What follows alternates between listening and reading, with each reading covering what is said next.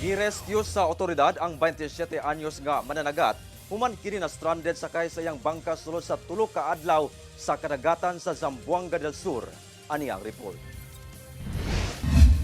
Gisugat sa mga personahe sa Philippine Coast Guard ug Pagadian CDRRMO kining usa ka mananagat nga girescue sa laing mananagat sa lawod sa lungsod sa San Pablo, Zamboanga del Sur banda alas 8 sa Lunes sa gabii. Gilayon kining ginapatan og first aid una gidala sa ospital sa Pagadian City aron patambalan sanglit nagluya kini og dehydrated.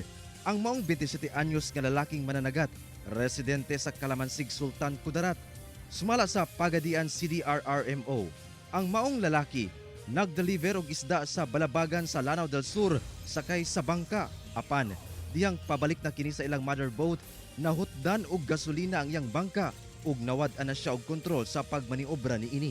Naubusan siya ng gasolina tapos malakas yung alon, nawalan siya ng kontrol, hindi na siguro mag-anda yung makina, kaya na ano ng hangin, kaya dito na padpad sa Municipality of San Pablo, Zamboanga del Sur. Nakigalayo na ang otoridad sa kabanay sa maong lalaki aron makauli na kini sa ilang lugar. Ginasulayan pa kini nga makuhaan og pahayag. Kauban si Gary Balantay ug Bong Vicencio, Efren Mamak. 1. Mindanao.